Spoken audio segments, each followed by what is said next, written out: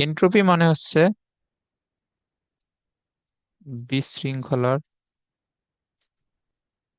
পরিমাপ।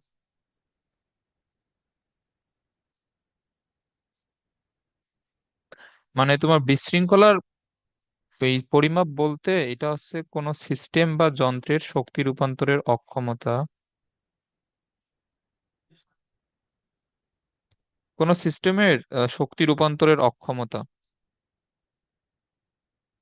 এটা এই বই থেকে এই ভালো সংজ্ঞাটা, এটা নোট খাতায় লিখে নিও। এটা হচ্ছে শক্তি রূপান্তরের অক্ষমতা। সো এটা আসলে কি, আগে শোনো আগে। তো শক্তি রূপান্তরের অক্ষমতা বলতে ধরো যে একটা সিস্টেম বা একটা কোনো যন্ত্র যেটা তাপ শক্তি থেকে তাপ গ্রহণ করে সেটাকে এই তোমার কাজে রূপান্তরিত এই করতেছে।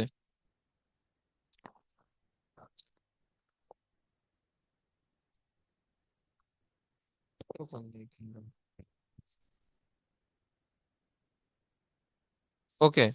তো এখন ওই যে সিস্টেম বা তোমার মেশিনটা নতুন অবস্থায় তার এই যতটা তোমার প্রফিসিয়েন্সি বা তার দক্ষতা থাকবে, তোমার আস্তে আস্তে সময় যাওয়ার পরে তার দক্ষতা মানে এটা তো অবশ্যই হ্রাস পায় না। এটা যে কোনো সিস্টেম বা যে কোনো মেশিনের ক্ষেত্রে সত্য যে সে প্রথম সময় যেভাবে সার্ভিস দেয় এটা তোমার এই পরবর্তীতে একটা নির্দিষ্ট সময় যাওয়ার পর ওই সার্ভিসটা দিতে পারে না। মানে তোমার প্রথম ক্ষেত্রে সমপরিমাণ তাপশক্তিকে যতটুকু কাজে রূপান্তরিত করতে পারতো, একটা সময় পরে গিয়ে সমপরিমাণ তাপশক্তি থেকে আরো কম কাজ দিবে, কারণ তখন তো দক্ষতাটা হ্রাস পাবে না।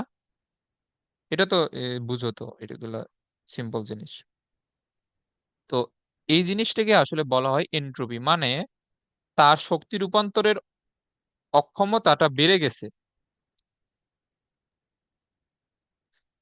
তার শক্তি রূপান্তরের অক্ষমতা বেড়ে গেছে মানে তার মধ্যে বিশৃঙ্খলাটা বেড়ে গেছে, অর্থাৎ তার এনট্রপিটা তখন বেড়ে যাবে। এটা বুঝছো?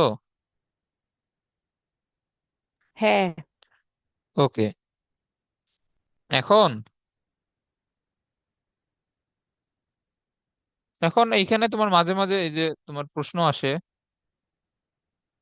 যে এ, ধরো যে একটা জিনিস তোমার এই কঠিন অবস্থায় আছে, এটা ধরো বরফ। তো এইখানে যতগুলা পানির অণু আছে, তুমি এই পানির অণুগুলোকে দিয়ে একটা কাজ যে করাইতে চাও, এখন এই বরফটা এই গলে যদি তোমার তরলে পরিণত হয়, তাহলে এখন বলো তো কার কাজ করার এই ক্ষমতা বেশি থাকবে, বা কার এখানে বিশৃঙ্খলার এই পরিমাণ কম, কার এখানে?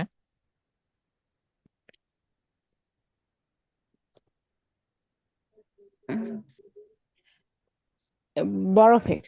হ্যাঁ, এখানে বরফের বিশৃঙ্খলার পরিমাণ কম, অর্থাৎ বরফের এন্ট্রপি কম। আর এই যে তোমার পানির এন্ট্রপি বেশি।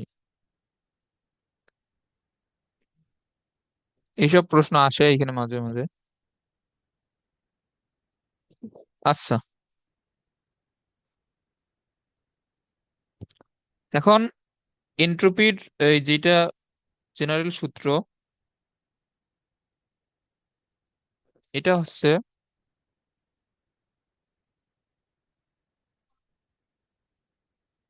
এন্ট্রপিকে এস দ্বারা এই প্রকাশ করা হয়।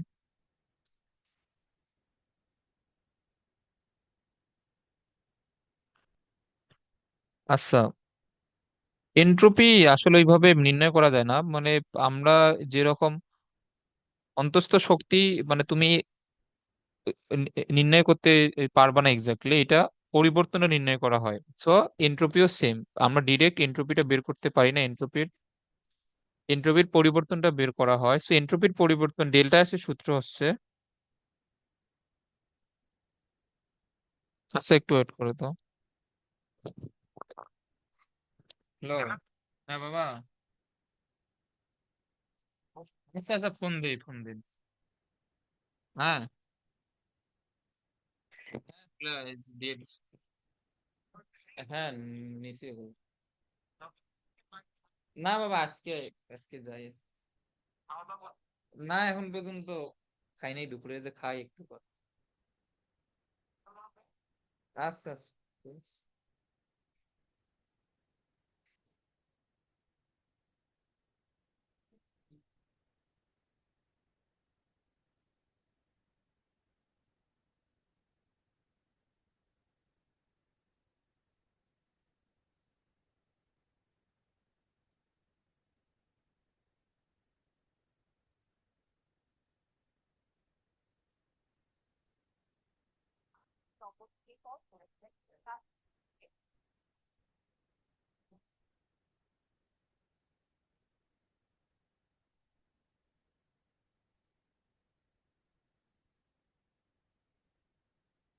হ্যালো। আরে একটু পরে দেই, থাকি তুমি একটু কল এই কল কাটিয়ে দিলে তুই বুঝিস না তো, খালি রেডিও ফোন দেয়।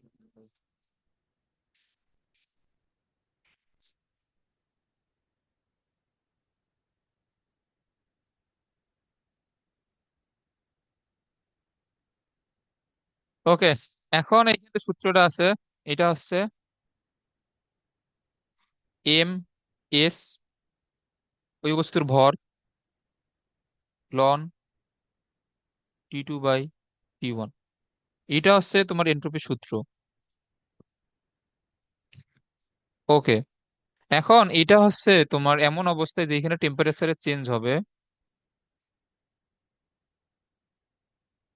এটা হচ্ছে তাপমাত্রা পরিবর্তন হলে, মানে তোমার যেহেতু সূত্রটাতে যেহেতু টেম্পারেচার আছে T2/T1, সো এখানে টেম্পারেচারের চেঞ্জ লাগবে। মানে ধরো যে আমি 10 ডিগ্রি সেলসিয়াস তাপমাত্রার পানিকে আমি যদি 20 ডিগ্রি সেলসিয়াস তাপমাত্রা পানিতে নিয়ে যাই, তাহলে এন্ট্রপির কি পরিমাণ পরিবর্তন ঘটবে বা তার মধ্যে কি পরিমাণ বিশৃঙ্খলা বৃদ্ধি পাবে, এটা আমরা নির্ণয় করবো এই সূত্র দিয়ে। এখন যদি তোমার বরফ থেকে পানিতে পরিণত হয়, সো এই বরফ থেকে পানিতে এই পরিণত হওয়ার এই ক্ষেত্রে কি তোমার টেম্পারেচারে চেঞ্জ হয়?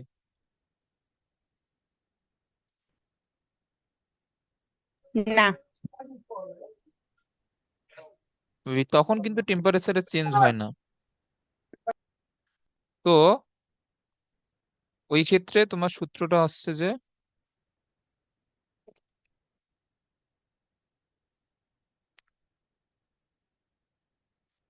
dQ/T। এখন এইখানে এটা হচ্ছে যখন তাপমাত্রা পরিবর্তন না হলে। এখন আমরা তো ওই দিন তো পড়লাম যে তোমার যখন এই বরফ থেকে যখন সরি তরলে পরিণত হয় অথবা তরল থেকে যখন বাষ্পে পরিণত হয়, তখন ডিকিউ সমান এই কি হয় বলতো? M সুপ্ত তাপ না, এটা LF হইতে পারে অথবা হুম। LV হইতে পারে। একটা হচ্ছে তরলীকরণের সুপ্ত তাপ, একটা হচ্ছে বাষ্পীভবনের সুপ্ত তাপ। সো এটা ডিকিউ হবে M × LF অথবা LV। সো এইগুলো মানগুলো দেয়া থাকবে, একটা একটা তোমার তরলীকরণের জন্য, একটা বাষ্পীভবনের জন্য। আর এখানে টি কি? টি হচ্ছে ওই অবস্থার তাপমাত্রা। অর্থাৎ তোমার যদি এটা এই যে তোমার যদি একটা পানি বরফ থেকে তরলে পরিণত হয়, তখন সেই ক্ষেত্রে টেম্পারেচার এই কত হবে?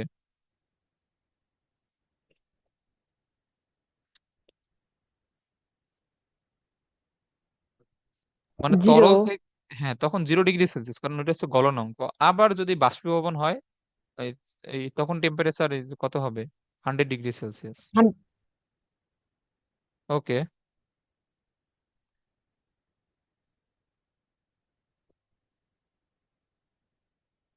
এখন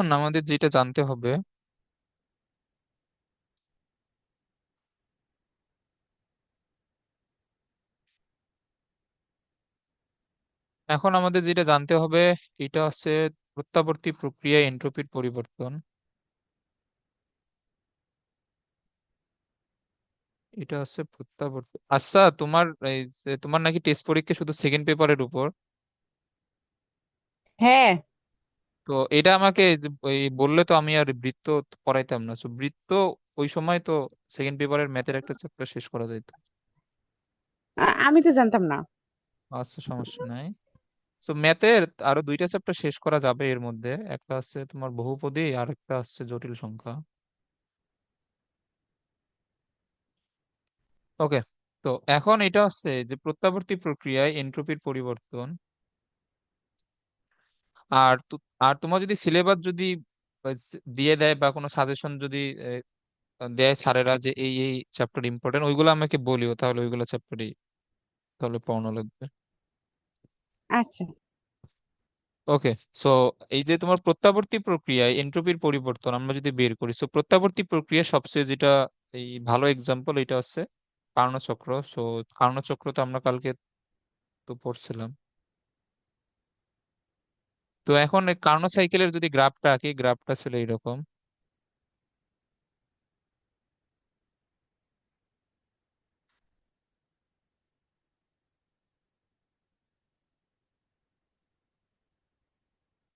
তো এটা এক, এটা দুই, এটা তিন, এটা চার। ওকে।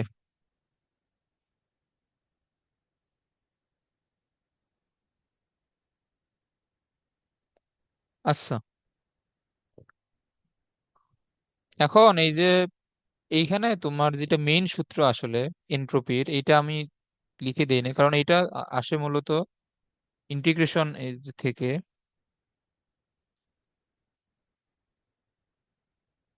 এটা হচ্ছে মানে তোমার এই সূত্রটা আসে হচ্ছে ডেল্টা এস ইন্টিগ্রেশন অফ, যদি তোমার তাপমাত্রা চেঞ্জ T1 থেকে T2 পর্যন্ত হয়, dQ/T। এইটা এটা হচ্ছে এইখানে আমাদের মেইন সূত্র। সো যদি টেম্পারেচারের চেঞ্জ হয়, তোমার সেই ক্ষেত্রে ডিকিউ সমান কি হয়, এটা মনে আছে না? MS ডেল টি, এটা না? বা del hmm. Theta. Okay, divide by T. আচ্ছা, এখন এখানে MS হচ্ছে ধ্রুবক, আমরা MS কে বাইরে নিয়ে আসতে পারি, এখানে T1/T2। আচ্ছা, এখানে ডেল টি না লিখে, যেহেতু ইন্টিগ্রেশন, আমরা এখানে ডিটি এই যে লিখি, DT/T। আর আমরা তো এখন পর্যন্ত ইন্টিগ্রেশন আসলে করি নাই, তো DT/T, এটা ইন্টিগ্রেশন অফ dx/x, এটা সূত্র হচ্ছে লন এক্স। তো তাহলে তোমার DT/T সমান কি হবে? লন টি হবে, আর এখানে যেটা আপার লিমিট এবং লোয়ার লিমিট গুলো এখানে বসবে, এবং আমাদের তখন সূত্রটা হবে, এই তোমার শুরুতে লেখা লাগে হচ্ছে আপার লিমিট মাইনাস দিয়ে টি এর জায়গায় লোয়ার লিমিট। এটা আমরা যখন করবো ইন্টিগ্রেশন তখন ক্লিয়ার হবে, এখন এগুলো না বুঝলেও হবে, সমস্যা নেই। তো আসলে এই সূত্রটা এই জায়গা থেকে আসে। তো এখন এই যে যে মেইন সূত্র হচ্ছে এটা, এটা একটু এই যে মনে রাখো। তো মেইন সূত্র যে এটা,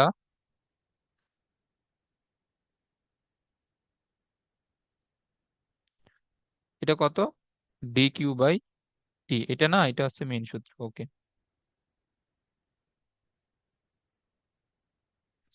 এখন তাহলে 2 নাম্বার এবং 4 নাম্বার এই যে প্রসেসে কি কোনো ইয়া হবে, এই যে তোমার এন্ট্রপি কোনো চেঞ্জ হবে? 2 নাম্বার এবং 4 নাম্বার, তো রুদ্ধতাপীয় প্রসারণ এবং রুদ্ধতাপীয় সংকোচনে কোনো কি এন্ট্রপির পরিবর্তন হবে? না। কারণ এখানে এই যে এই তখন ডিকিউ এখানে কি হবে বলো তো? ডিকিউ জিরো হয়ে যাবে না? হ্যাঁ। তো ডিকিউ যদি জিরো হয়, তো তোমার এটা তো তখন পুরোটাই জিরো হয়ে যাবে, তার মানে রুদ্ধতাপীয় প্রক্রিয়ায় এন্ট্রপির পরিবর্তন শূন্য। এই বুঝছো তো এটা, না? হ্যাঁ, বুঝছি। ওকে, তাহলে রুদ্ধতাপীয় প্রক্রিয়ায়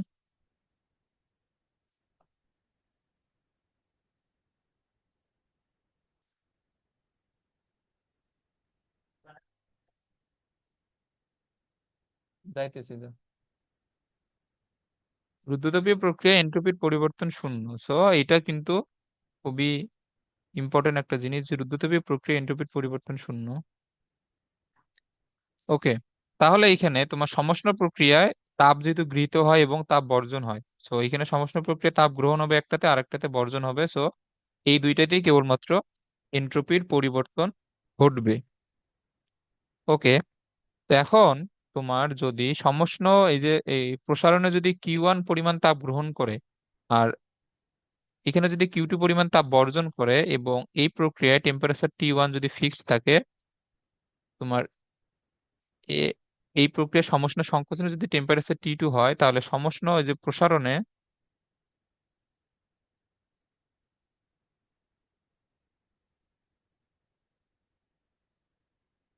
সমষ্ণ এই যে প্রসারণে এন্ট্রপির পরিবর্তন ডেল্টা এস, এটা কি হবে?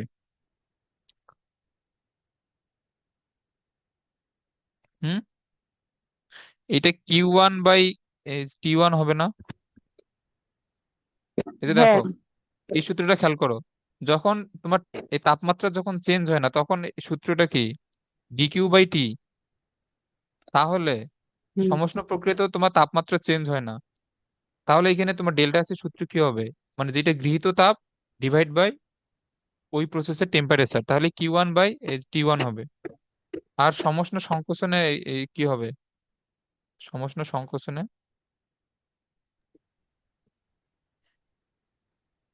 Q2/T2।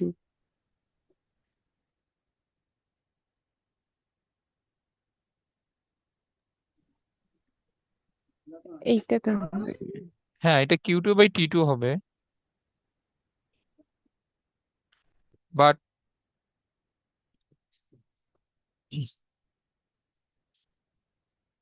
আচ্ছা, এখন এখানে তাপ যেহেতু তোমার এই বর্জন এই যে করে দিবে না, এখানে এই জিনিসটা একটু ভালোভাবে এটা এই বুঝো। উম, তোমার এইখানে এন্ট্রপি মানে তো আমরা বললাম যে কাজ করার অক্ষমতা, কাজ করার অক্ষমতা। এখন এ যদি তাপ ছেড়ে দেয়, এ- তাহলে এর এন্ট্রপি বৃদ্ধি পাবে নাকি হ্রাস পাবে? হ্রাস পাবে। হ্যাঁ, এর এন্ট্রপি হচ্ছে যে হ্রাস পাবে। তো এন্ট্রপি যদি হ্রাস পায়, তাহলে এন্ট্রপির পরিবর্তনটা এই কি হবে? পজিটিভ হবে নাকি নেগেটিভ নেগেটিভ। হবে? নেগেটিভ হবে। তাহলে নেগেটিভ। সংকোচনের জন্য নেগেটিভ হবে, বুঝছো এটা? বুঝছি। ওকে, তাহলে আর আমাদের 1 এবং 3 নাম্বার প্রসেসের জন্য আমরা তো এই পাইলাম। আর আর তোমার বাকি দুইটার জন্য কি জিরো না? এই যে বাকি দুইটার জন্য, 2 এবং 4-এর জন্য, হুম। তাহলে মোট এন্ট্রপির পরিবর্তন এখানে কি হবে?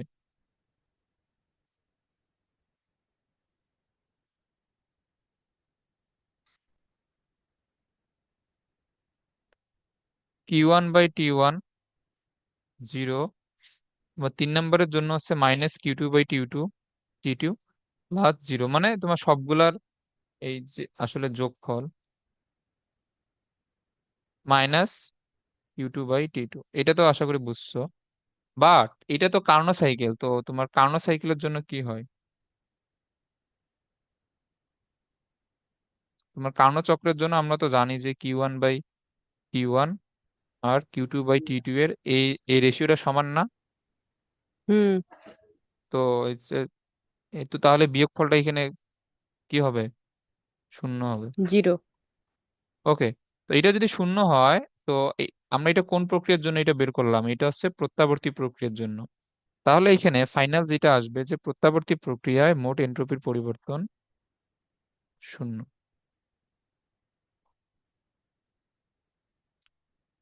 তো এটা হচ্ছে প্রত্যাবর্তী প্রক্রিয়ায় মোট এন্ট্রপির পরিবর্তন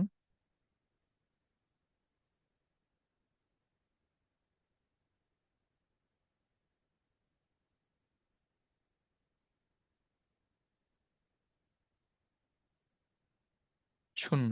এবং এটা তোমার এই যে প্রত্যাবর্তী সকল ধরনের এই যে প্রক্রিয়ার জন্য মোট এন্ট্রপির পরিবর্তন শূন্য। এটা তোমার তোমার কার্নো সাইকেল একটা যেহেতু প্রত্যাবর্তী প্রক্রিয়া, তো এর জন্য শূন্য হবে। এবং অন্যান্য এই যতগুলো প্রত্যাবর্তী প্রক্রিয়া, এটা এমসিকিউ তো আসবে। ওকে, এটা তো আশা করি যে বুঝছো।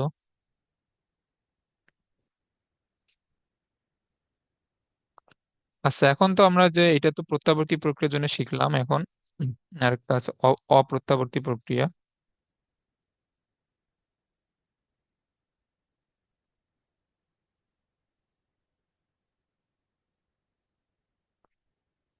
অপ্রত্যাবর্তী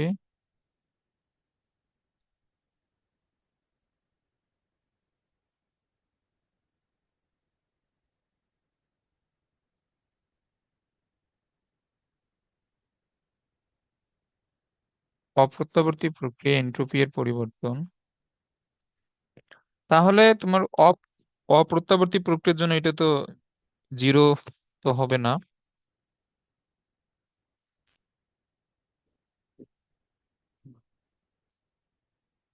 এখন এইখানে এখন আমি যদি একটা এখানে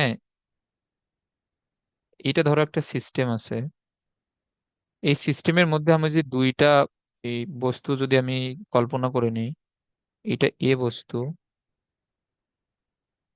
এটা বি বস্তু।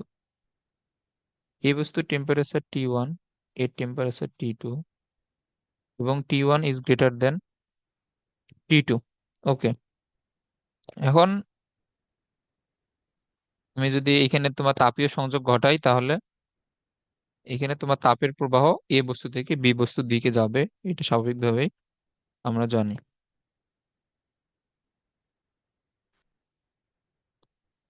এখন মানে তোমার বেশি তাপ যদি থাকে, বা যার তাপ বেশি আছে বা যার টেম্পারেচার বেশি আছে, তার মধ্যে আমি যদি নর্মাল একটা যদি কেস বিবেচনা করি, যে আমরা তো পরিবেশ রসায়নে তো আমরা পড়ছিলাম যে তোমার টেম্পারেচার বেশি থাকলে এই যে তোমার এই পদার্থের অণু পরমাণু গুলার যে বা গতিশক্তি বা এই তাদের লাফালাফি তো বেড়ে যাবে না। হুম। তাহলে এ যে তোমার এ বস্তুটা যার টেম্পারেচার বেশি, তার জন্য বিশৃঙ্খলার পরিমাণ বেশি, মানে তার এনট্রপি বেশি। এটা বুঝছো? আর বুঝছি। বি বস্তুর জন্য কি হবে? এনট্রপি কম হবে। তাহলে এর জন্য হচ্ছে এনট্রপি বেশি,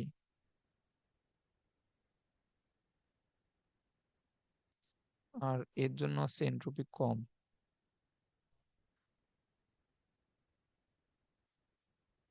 ওকে, এখন বেশি তাপমাত্রা হওয়ার জন্য যদি এনট্রপি বেশি হয়, আর কম তাপমাত্রা হওয়ার জন্য যদি এনট্রপি কম হয়, তো তাপীয় সমতা ঘটানোর পরে কার এনট্রপি বাড়বে কারটা কমবে বলো তো?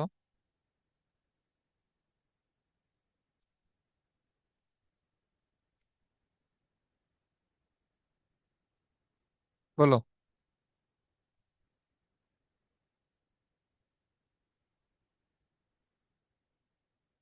কারটা বাড়বে কারটা কমবে বলো? এর ক্ষেত্রে হ্রাস পাবে, বির ক্ষেত্রে বৃদ্ধি পাবে। হ্যাঁ, এর কমবে আর এটার বাড়বে। তাহলে যদি এটা হয়, তো ডেল্টা এস অফ এ এটা প্লাস হবে নাকি মাইনাস হবে? হুম, এই যে তোমার ডেল্টা এস অফ এ আহ, মানে এ বস্তুর এনট্রপির পরিবর্তন প্লাস হবে নাকি এটা মাইনাস হবে?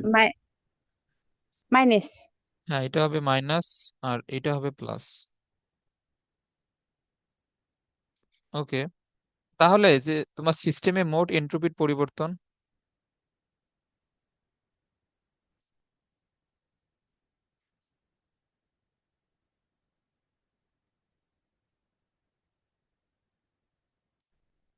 তাহলে সিস্টেমের মোট এনট্রপির পরিবর্তন ডেল্টা এস সমান হচ্ছে delta S of A delta S of B. But এইখানেও তোমার যেটা সূত্র হবে এটা হচ্ছে, এটা হবে মাইনাস, ধরলাম যে ডি কিউ, আর এটা টেম্পারেচার T1, এটা হবে প্লাস ডি কিউ, এটা হবে T2। এটা না? হ্যাঁ, ওকে, এখন এইখানে এই বড় কে বলো তো? এই যে এই দুইটা ভাগফলের মধ্যে আমি যদি এখানে লিখি dq/T2, dq/T1, এখন দুইটার জন্য ডিকিউ সেম হইলো কেন? কারণ এটা হচ্ছে আমাদের শক্তি সংরক্ষণশীলতা নীতি অবশ্যই মেনে চলবে। এ যে পরিমাণ তাপ বর্জন করবে আর একটা সেই পরিমাণে তাপ গ্রহণ করবে না। তো এই জন্য দুইটার জন্য DQ same, but T2 T1 দুইটার জন্য ভিন্ন ভিন্নই হইলো। এখন এইখানে যদি আমরা আমরা শুরুতে তো ধরে নিছি T1 বড়, তাহলে এখানে কোন এই যে কোন এই ভাগফলটা বড় হবে, dq/T2 হবে নাকি dq/T1 হবে? dq/T2। হ্যাঁ, তাহলে dq/T2 বড় না এখানে? এইখানে কি হবে? ওয়েট, এইখানে হচ্ছে dq/T2 is greater than dq/T1, এটা হবে না?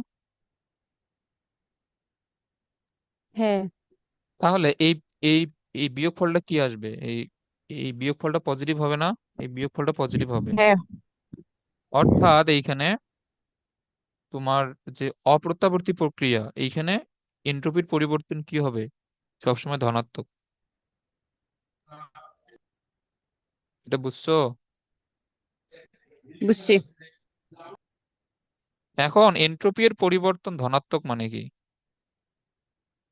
এন্ট্রপির পরিবর্তন ধনাত্মক মানে এর মধ্যে বিশৃঙ্খলা বৃদ্ধি পাচ্ছে পুরো সিস্টেমটার মধ্যে। তো বিশৃঙ্খলা পুরো সিস্টেমটার মধ্যে বৃদ্ধি পাচ্ছে বলতে আমাদের আমি তো কালকে বললাম যে এই প্রত্যাবর্তী প্রক্রিয়া কিন্তু সচরাচর ঘটে না আমাদের পৃথিবীতে বা নর্মাল লাইফে। যতগুলো প্রসেস ঘটে এগুলো কিন্তু ম্যাক্সিমামই অপ্রত্যাবর্তী, মানে এগুলা আবার বিপরীতমুখী হয়ে ব্যাক করতে পারে না। তাহলে খেয়াল করো যে যে সকল প্রক্রিয়া অপ্রত্যাবর্তী এবং অপ্রত্যাবর্তী প্রক্রিয়ায় এন্ট্রপি কি হয়? এন্ট্রপি বৃদ্ধি পায়, মানে বিশৃঙ্খলার পরিমাণ বৃদ্ধি পায়। তার মানে আমাদের পৃথিবীতে প্রতিনিয়ত কিন্তু এন্ট্রপি বৃদ্ধি পাচ্ছে। অর্থাৎ পৃথিবীতে বিদ্যমান যতগুলো সিস্টেম আছে বর্তমানে প্রতিটা সিস্টেম ধীরে ধীরে তার কাজ করার ক্ষমতা হারাচ্ছে। এটা বুঝছো? হ্যাঁ। ওকে, সো এইটাই হচ্ছে আসলে এন্ট্রপির এই যে ব্যাখ্যা এবং সূত্র দুটো সবকিছু। তো আজকে এই পর্যন্ত থাক। আমি এখন রংপুরে, আমি বাসায় যাব তো। সো একটু তারা আছে আর কি। আর এগুলা এখন তুমি এগুলো রিভিশন দিয়ে রাখিও, কালকে এই চ্যাপ্টার ক্লোজ করে দিব। এরপরে এখন তাহলে ম্যাথ সেকেন্ড পেপার শুরু করা লাগবে। আচ্ছা। ঠিক আছে।